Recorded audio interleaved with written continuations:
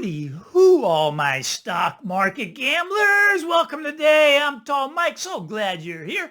Well, what do we got going on? Well, the stock market, right? We're still trying to push it to the new record highs, right? And they probably are going to do it. Now, you'll notice on Friday, did you see Friday? Oh my goodness, the close on Friday, the S&P was down like 30 points, right? Over 30 points, and it closed up over 30 points, over a 60-point swing, most of that in the last 15 minutes. Now, that is what I call the plunge protection team at work. A lot of people don't think the plunge protection team's a real thing, but you can Google it. There is a plunge protection team. Now, who was buying all of the debt at that time? Well, I'd say that was the Federal Reserve. That's just my take. No proof of that, but the Federal Reserve does have a trading desk, right? And there's this thing when the plunge protection team sees that the market's going down, like the Dow is down, what, over 2,000 points, right? Not on Friday, but I mean from its high of 40,000, dropped down to 38,000.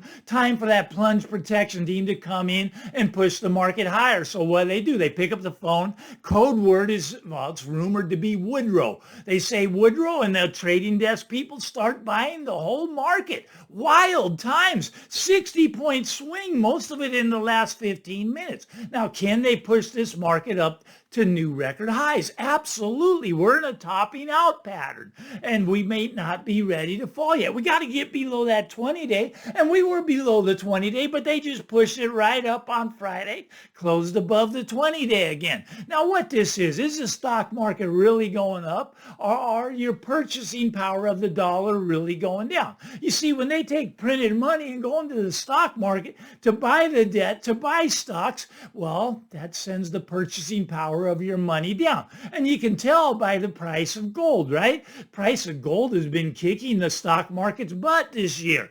It's been doing it actually for the last 24 years. Gold is going up higher, faster rate, and with less risk, I might add. There's a lot of risk in the stock market. Yes, we're probably going to get to a new record high, but Warren Buffett, he's sitting on, what, 200 billion, and he's just waiting for the crash. Crash is inevitable. They'll probably push it up to a new record high first, but it's coming. You get below that 20-day, there's a lot of room to the downside, 20-day, 50-day, and after that, you pretty much got air holding up the market. You're going to see a big drop. Once again, this is just my take. A lot less risk in gold. Gold will outperform the market as long as they keep printing money. Now, if the government gets fiscally sound, right, and says we're not going to print another dollar, then you got to get out of gold, but that is just never going to happen. All right, that's my take there. Let's get over to, well, to the banking and the real estate crisis, right? Okay, now here's the thing. All right, to hold the real estate prices up here to keep them from crashing,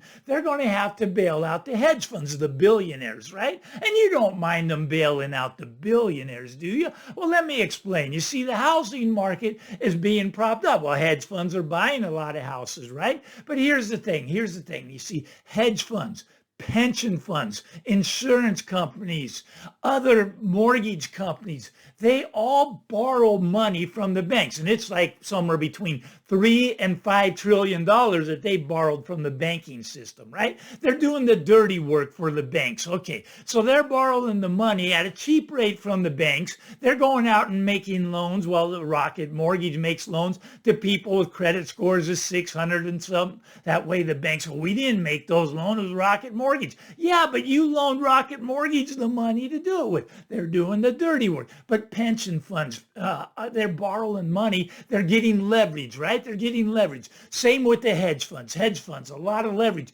There's a lot of pressure to perform. So what do? They borrow money from the banks so they can buy more and more and more at the casino being the big stock market. And if the casino comes down, which I believe it will, when the casino comes down, guess what happens? The hedge funds can't pay the banks back. The pension funds can't pay the banks back. Insurance companies can't pay the banks back. Rocket Mortgage can't pay the banks back. They all are going to send the banking system crumbling down. Banking system has already lost your money, but they're trying to make it up by loaning the money to the hedge funds, to the pension funds, to the insurance companies, to the other shadow banking system like mortgage companies, right? And when they can't pay it back, there's going to be a bailout of these billionaires. Now, will this cause a little social unrest? I don't think you guys mind them taking your tax dollars to bail out the billionaires, do you? No, and of course you want your pension, right? You got to bail out the pension company. Now, here's the thing. Let's just say you got two neighbors side by side, right? And it doesn't even matter what they are. Okay, one's a plumber, one's a fireman. Okay, well, the fireman, he's in California, I think they're in the pension system, CalPERS, right? So he's got his pension, but the plumber, he doesn't have a pension. Best I can tell, plumbers don't have pensions, right?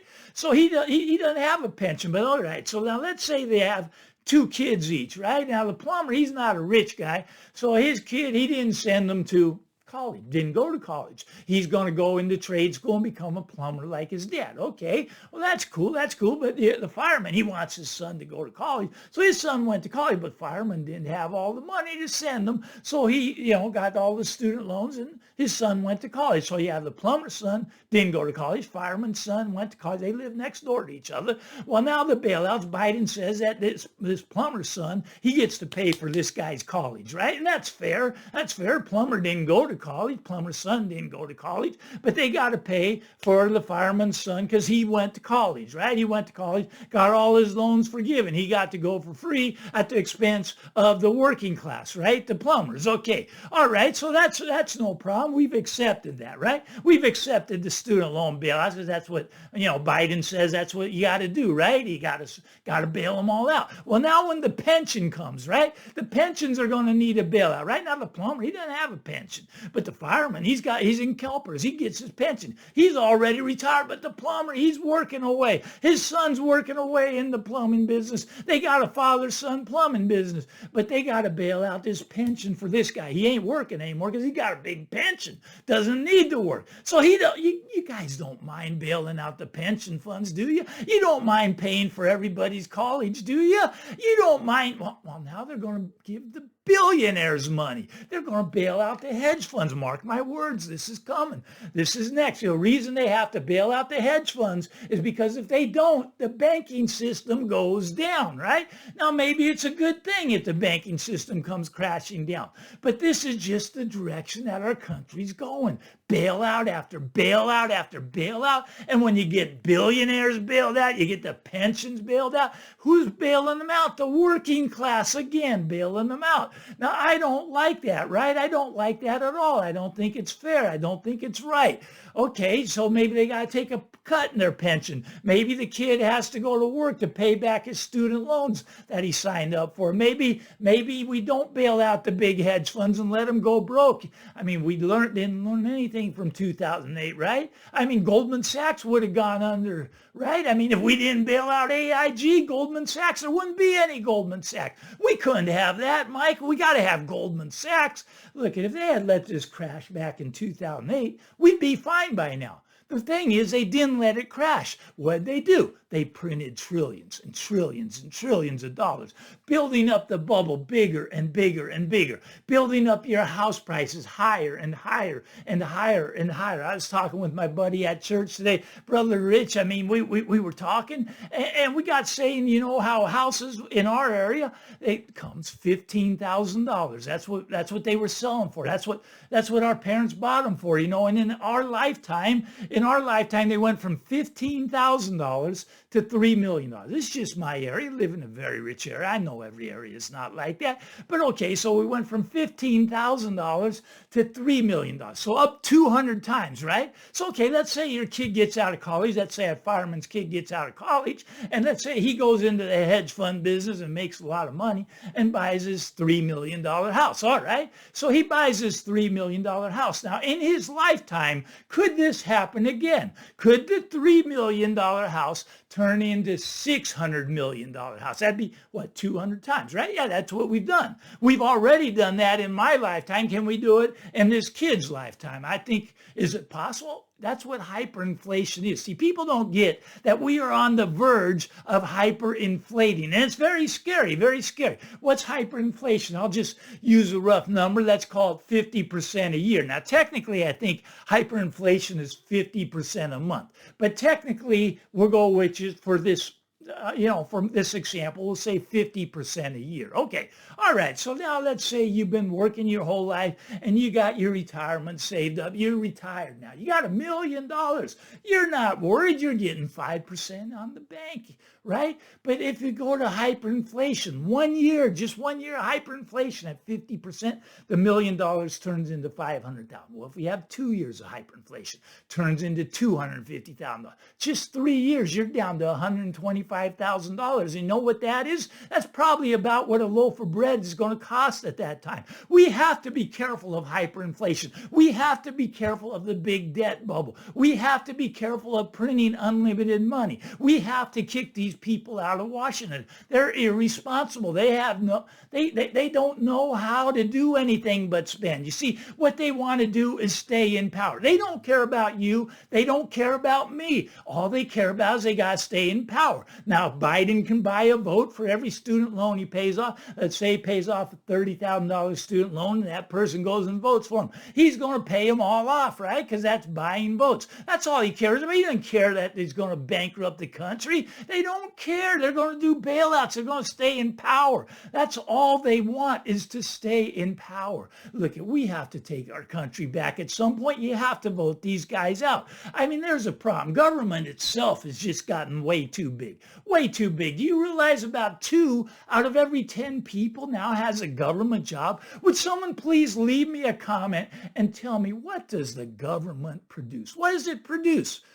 I can't think of anything they produce. What they are is they are a parasite that goes and takes, okay, so you got 2 out of 10 working people work for the government. The other 8 out of 10 have to support those 2, right? Have to support them. So they pull money out of the private sector, from tax dollars, from inflation, from any way you can pay these people. And you're just getting bigger and bigger. See, I want small government. I want small government. I mean, I love that guy in Argentina laying off all the government workers. You don't need them. Look, we don't need 2 out of 10 people working for the government. I'm sorry. We don't need that. But Mike, that's how we create all the jobs in this country. And I get that. You got to create the jobs, right? So maybe 5 out of 10 people will soon be working for the government. Maybe we can get to a point where everybody works for the government and we produce absolutely nothing except for dollars. We can print dollars as long as we work for the government. We can print more of them to pay all the government workers. We can print dollars. But at some point, we got to get back to productivity. We got to start becoming a wealth-based society where we create things, we produce things, we go back and create wealth. That's what wealth is. The more you create, the wealthier the country is. Not the more you borrow, the wealthier the country is. No, but we're too far past, right? We got to start over. At some point, there will be a reset. Now, I don't know exactly how that's going to play out. Maybe resets against gold. But Mike, Bitcoin's going to save us. We're going to reset against Bitcoin. Maybe. I'd say you got maybe a 1% chance of that happening. 99% chance we reset against gold. Just my take. I'll take my chance with gold. Nothing wrong with taking a chance on Bitcoin if you want. I buy and trade Bitcoin up and down. I buy and trade the stock market up and down. Both of those I don't trust right now because they're up too high, right? Gold and silver, very low. Silver, the cheapest asset on the planet. People laugh at me. 500 ounces of silver going to get you that average price house when this all washes out. And believe me, it's going to wash out even in my lifetime. I think it's coming in the next 3 years. We'll see if I'm right on that. A lot of people say 5. Some say we got as long as 10. I don't see us going this direction that long, right? But anyways, they're going to continue to print this money and we're going to continue bailing everybody out. We're going to bail out the hedge funds, the pension funds, insurance companies. We're going to bail them all out, right? That's what we do. We're a bailout society. We're trying to become socialists. And socialism, it just doesn't work. You can look at any other country in the world. It does not work. I know a lot of socialists watch my episode and they're going to give me all these examples of where socialism works, and that's fine. But I say it does not work. I say the free market economy works. People think we have a free market. We are so far removed from the free market. The only market we have is what the Federal Reserve does. If they can print money and put the liquidity out there, then everything goes up. Stocks goes up, bonds goes up, houses goes up. If they take that money away, this is all going to come crashing down. I don't mean to get too negative here on a Monday, but give me the thumbs up. Why not? I'm Tall Mike. Get out there, everybody. Enjoy the day so we can talk again later in the week. Bye-bye.